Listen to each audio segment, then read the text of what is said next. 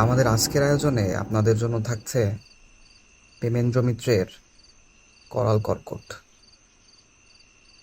1885 খ্রিস্টাব্দে কম্বোজের পূর্ব উপকূলে একটি অসাধারণ রহস্যময় ব্যাপার ঘটে। কম্বোজের পুরনো সরকারি দপ্তরে তার উল্লেখ আছে, কিন্তু কোনো বিস্তৃত বিবরণ নেই। 1880 খ্রিস্টাব্দ থেকে কম্বোজের পূর্ব উপকূলে ভয়ানক জলদস্যুর উৎপাত আরম্ভ হয়। কম্বোজের জল পুলিশ নৌসেনা প্রাণপণ চেষ্টা করেও তাদের দমন করতে পারে না। দমন করা দূরে থাক, তাদের সন্ধান পর্যন্ত পায় না। কোথা থেকে সিন্ধু শকুনের মতো এই জলদস্যুদের বেগবান সুরূপগুলি এসে বড় বড় বাণিজ্য তরী ধনসম্পদ যে লুটে নিয়ে যেত, কম্বোজের যুদ্ধতরীগুলি কিছুই বুঝে উঠতে পারত না। কম্বোজের সমস্ত কড়া পাহারা এড়িয়ে, রাজকর্মচারীদের চোখে ধুলি দিয়ে এই জলদস্যুর দল এমন অনায়াসে তাদের কাজ হাসিল করে যেত যে শেষে তারা মানুষ নয় এমন একটা জনপ্রবাদ সমস্ত কম্বোজের অশিক্ষিত মাঝি মোল্লার ভেতর রটে গেল। বাণিজ্য তরীর জন্য মাঝি মোল্লা পাওয়া ক্রমে দুষ্কর হয়ে উঠল। তারা মানুষের বিরুদ্ধে লড়ে জান দিতে প্রস্তুত, কিন্তু দেবতার বিরুদ্ধে তারা কি করতে পারে, এই হলো তাদের বলি।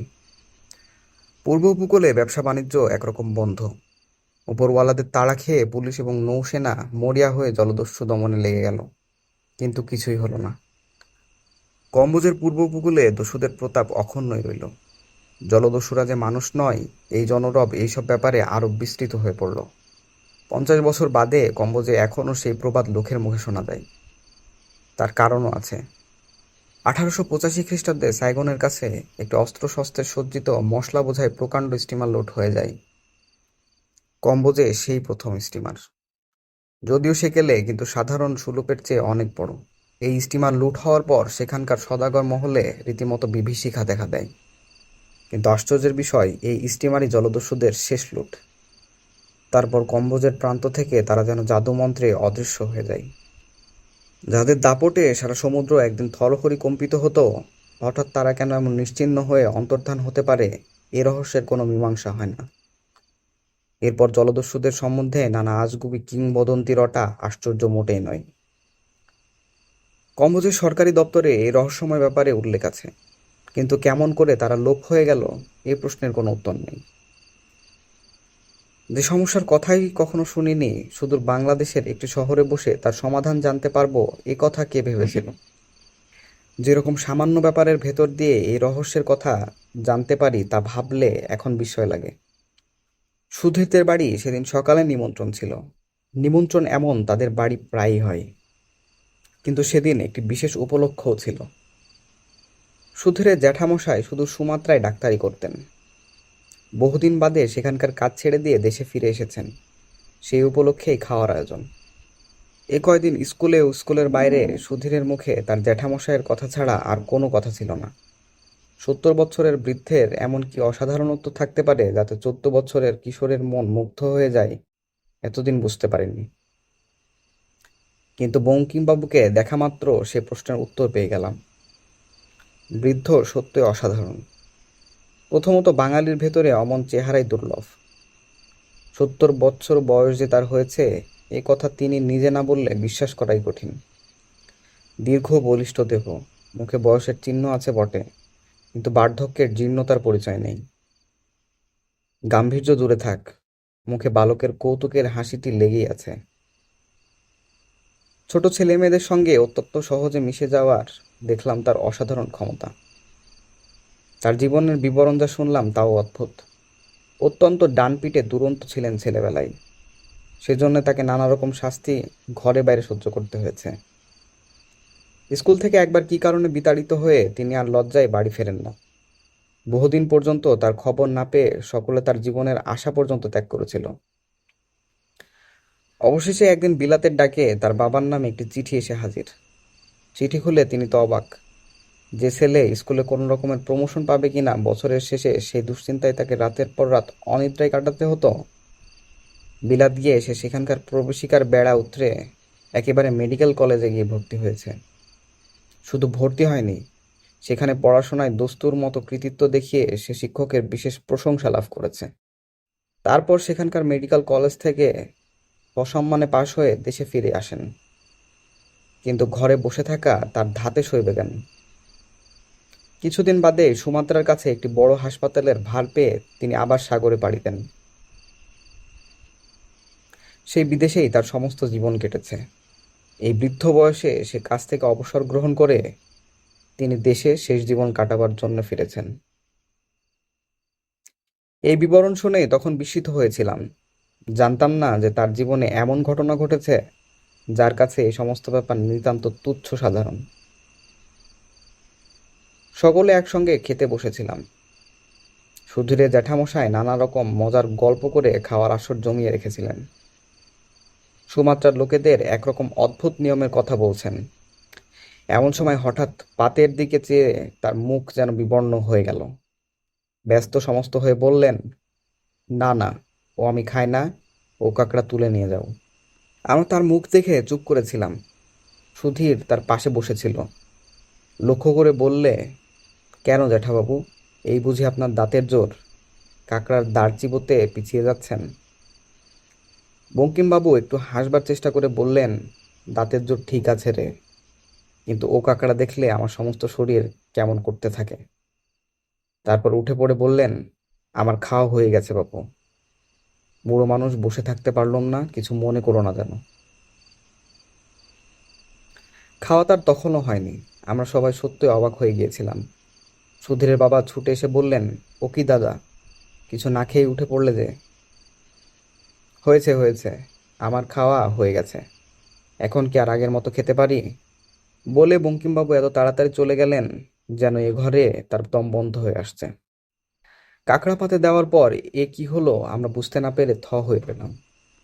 দুপুরবেলা বাইরের ঘরে বসে সুধীর বললে, কেন খেলেন না আপনাকে বলতেই হবে জ্যাঠাবাবু।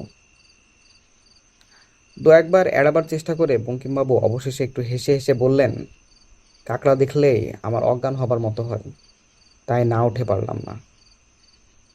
কেন জ্যাঠাবাবু? সুধীর অমনি ছাড়বার ছেলে নয়। খানিক চুপ করে বঙ্কিমবাবু বললেন, তবে শোন, কিন্তু শেষকালে আমাকে পাগল ভাবিস নি যেন। এই ভয়ে পৃথিবীর কাউকে এ কথা আজও জানায়নি। মানুষের স্বভাব ভারী মজার। এত বড় আশ্চর্য দুনিয়ায় বাস করেও অত্যন্ত সাধারণ ব্যাপার ছাড়া আর কিছুই বিশ্বাস করতে সে নারাজ। বঙ্কিমবাবু গড়গড়ার নলটি একধারে সরিয়ে রেখে আবার বললেন, তোরা বড় জোর মনে করবি বুড়োর ভীমরতি ধরেছে, তা বুড়ো হলে অমন হয়। এককালে এই গল্প বললে হয়তো আমার চাকরি মানসম্ভ্রম সব যেত। মানুষের অসাধারণের ওপর এমনই অবিশ্বাস। এইবার গল্প শুরু হলো। বঙ্কিমবাবু বলতে লাগলেন 50 বছর আগের কথা। সুমাত্রায় তখন বছর কয়েক চাকরি করেছি। এমন সময় সেখানে ভয়ানক কাণ্ড শুরু হলো। সুমাত্রায় তখন বসন্তের টিকা দেবার বীজ পাওয়া দুষ্কর ছিল। শুনলাম সাইগনে একজন ফরাসি ডাক্তার নিজে পরীক্ষাগার করে টিকার বীজ তৈরি করেছেন। সেই টিকার বীজ ভালো হলে তাই কিনে আনবো বলে সাইগনে গেলাম। সাইগনে কয়েকদিন থেকে টিকার বীজ সংগ্রহ করে আবার সুমাত্রায় ফেরবার আয়োজন করবার সময় ভয়ানক বিপদে পড়লাম। কম্বোজের পূর্ব উপকূলে তখন ভয়ানক জলদস্যুর উৎপাত। আসবার সময় সুমাত্রার মাঝি মোল্লারা তেমন ভয় পায়নি, কারণ সুমাত্রায় তখন জলদস্যুদের সম্বন্ধে বেশি গুজব পৌঁছায়নি। কিন্তু সাইগনে কয়েকদিন থেকে নানা কথা শুনে ইতিমধ্যে ভড়কে গিয়েছিল তারা। দেশের টানে ওই জলদস্যুদের ভেতর দিয়ে আর যেতে রাজি নেই। শুধু লুটোতরাজ নয়, অকারণে মানুষ মারতেও এই দস্যুদের নাকি আনন্দ। ফেরবার জাহাজ না পেয়ে কি করব ভাবছি, এমন সময় সেই ফরাসি ডাক্তার খবর দিলেন যে একটি ফরাসি কোম্পানি নতুন একটি স্টিমার আনিয়েছে। কাল সেই স্টিমার প্রথম জবদ্বীপ হয়ে সাইগনে আসবে। তাইতে আমি আবার সুমাত্রায় ফিরতে পারি। সত্যি কথা বলতে কি, হাতে যেন স্বর্গ পেলাম। শুধু মাঝি মোল্লারদের দোষ দেব কেন? এই জলদস্যুদের সম্বন্ধে আমারই মনে যথেষ্ট ভয় ছিল। সাধারণ পালতোলা জাহাজে যাও কত বিপজ্জনক তাও জানতাম। অকারণে প্রাণ হারাবার বাসনাও ছিল না। এই স্টিমারটিতে যেতে পেয়ে নিশ্চিত হয়ে গেলাম। এদেশে এই প্রথম স্টিমার। সেই স্টিমার আক্রমণ করা তো দূরে থাক, স্টিমার দেখলে জলদস্যুরা বোধহয় ভয়ে খুন হবে। সঙ্গে বেশি কিছু জিনিসপত্র ছিল না, টিকার বীজই আসল জিনিস। অত্যন্ত সাবধানে তাই নিয়ে কয়েকদিন বাদে স্টিমারে উঠলাম। প্রকাণ্ড মজবুত স্টিমার, জলদস্যুদের জন্যে তার দুই প্রান্তে দুটি কামান বসানো। তাছাড়া স্টিমার রক্ষা করবার জন্য জন 50 সৈন্য নেওয়া হয়েছিল।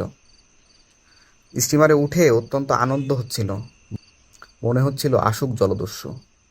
সকালে স্টিমার ছেড়ে সন্ধ্যায় যখন মাঝ সমুদ্রে পাড়ি দিচ্ছি, তখন পর্যন্ত জলদস্যুদের কোনো চিহ্ন দেখা গেল না বলে একটু হতাশ যেন হলাম। জলদস্যুদের মজাটা একবার টের পাইয়ে দেবার সুবিধা হলো না বলে।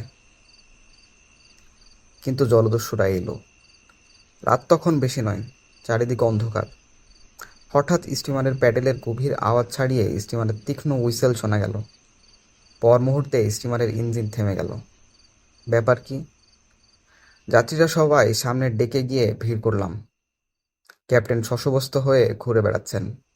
সৈন্যরা কামান বন্দুক বাগিয়ে ঠিক হয়ে আছেন। সামনে বহুদূরে গুটি কতক আলো দেখা যাচ্ছে।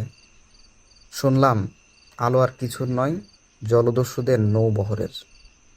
এবার অন্তত তারা আক্রমণ করতে আসেনি, আমরাই তাদের আক্রমণ করছি।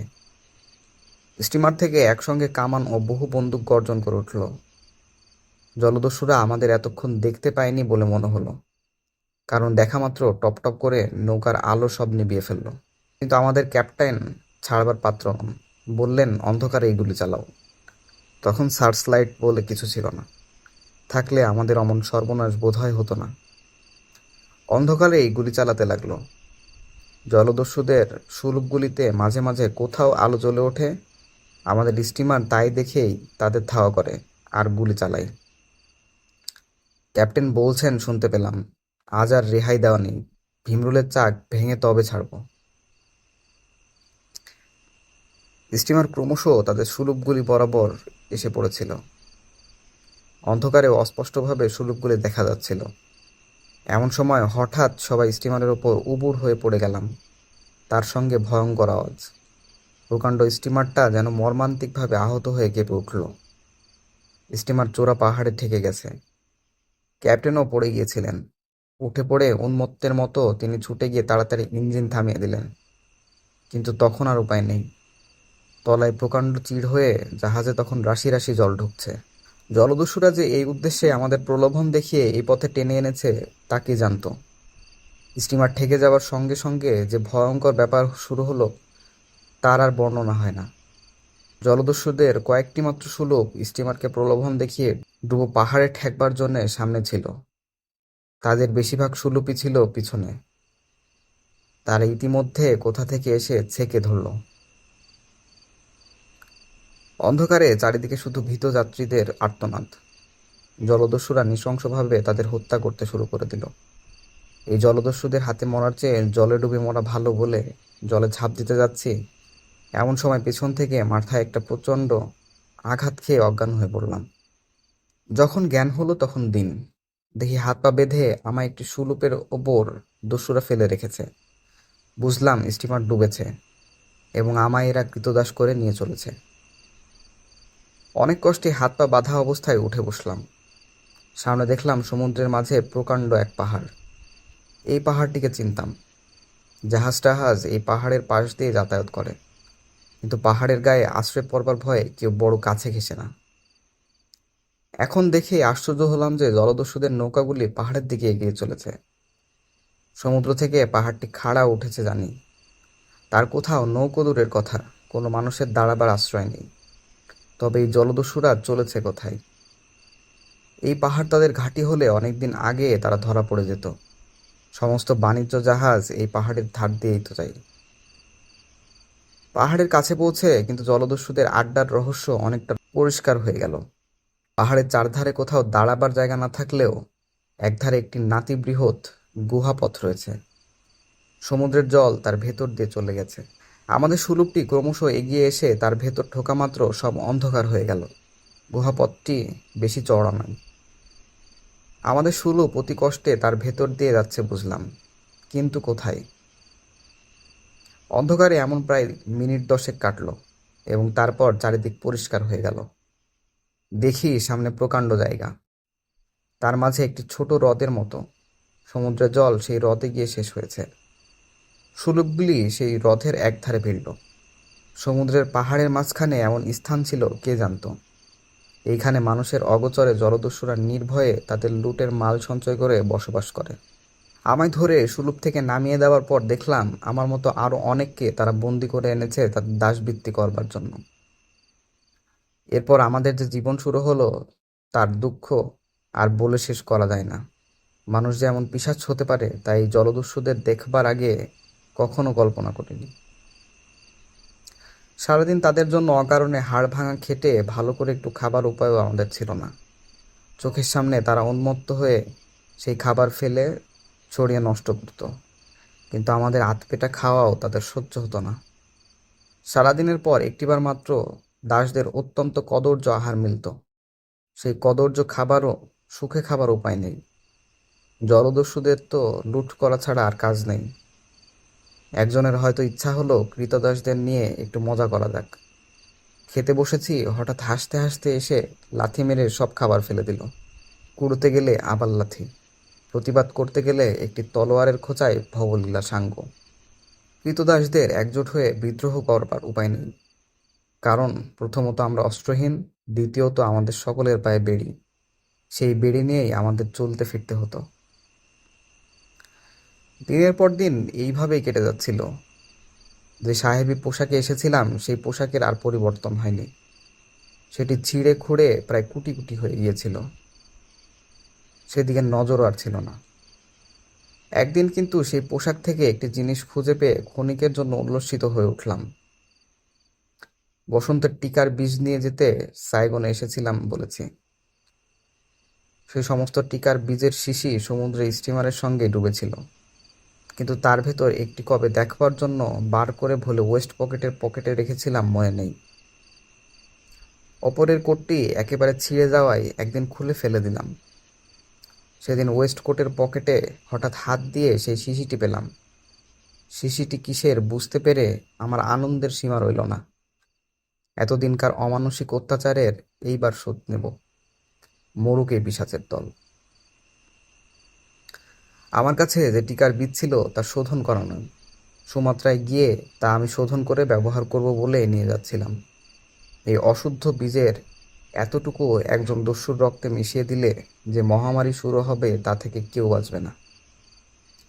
কিন্তু পর মুহূর্তেই বুকের ভেতরে কেঁপে উঠল। উন্মত্তের মতো কি ভাবছি! হাজার হলেও আমি ডাক্তার। মানুষকে বাঁচানোই আমার ব্রত। আমি কিনা মৃত্যু বাহন হয়ে মানুষকে মারতে যাচ্ছি। হোক সে শত্রু, হোক সে অত্যাচারী, চরম উৎপীড়ন সয়েও এ কাজ যে আমি করতে পারি না। তাছাড়া শুধু তো জলদস্যুরা নয়, নিরীহ উৎপীড়িত ক্রীতদাসেরাও যে এই মহামারীতে মারা যাবে। কিন্তু বিধাতার শাস্তি তারা শেষ পর্যন্ত পেল, অদ্ভুত উপায়ে। আমার কাজ ছিল আর কয়েকজন দাসের সঙ্গে হ্রদের জলে মাছ ধরা। আমরা ছোট একটি নৌকা নিয়ে সারাদিন হ্রদে ঘুরে ঘুরে জাল ফেলে ফেলে মাছ ধরতাম। একদিন সকালে হঠাৎ প্রথম জাল তুলে অবাক হয়ে গেলাম। আমার সমস্ত জাল লাল রঙে যেন চোবানো। একটু নজর করে দেখে মনে হলো জালময় যেন ছোট ছোট লাল কাঁকর উঠেছে, এবং পরক্ষণে দেখলাম সে কাঁকর নড়তে শুরু করেছে। কাঁকর নয়, সে কাঁকড়ার ছানা। এদেশে কোনো কোনো নদীতে বৎসরে এক সময়ে অমনি কাঁকড়ার ছানা হয়। নদী ভরে যায়, আঁচলে করে তুললে তাতে অসংখ্য ছানা কিলবিল করে। তৎক্ষণাৎ জাল আবার ফেলে দেওয়া হলো। তাতে কি হবে, কাঁকড়ার ছানারা সমস্ত নৌকো ছেয়ে ধরেছে। তারা শুধু নৌকোয় উঠেই ক্ষান্ত হয় না, সুরসুর করে দলে দলে গায়ে ওঠে। তাদের ঝেড়ে ফেলে দেওয়াই দায়। 5টাকে ঝাড়তে 50টা উঠে পড়ে। তাদের মারাতেও কষ্ট হয়, কিন্তু না মারিয়েও উপায় কি? বুঝতে পারলাম না কোথা থেকে এই সমুদ্রের পঙ্গপাল এলো। সমুদ্রের পঙ্গপাল কথাটি তাদের পক্ষে কী রকম যে খাটে সেদিন তা বুঝতে পারলাম। কিছুক্ষণ বাদে নৌকায় থাকাও অসম্ভব হলো। মাছ তো সেদিন সামান্যই মিলল। তাই নিয়ে পাড়ে উঠে দেখি পাড়েরও বহুদূর পর্যন্ত সেই কাঁকড়ার ছানাই ছেয়ে গেছে। মাছ না পাওয়ার জন্যে যথেষ্ট উৎপীড়ন অবশ্য সহ্য করতে হয়েছিল। পরদিন সকালে কিন্তু হ্রদের ধারে গিয়ে অবাক হয়ে গেলাম।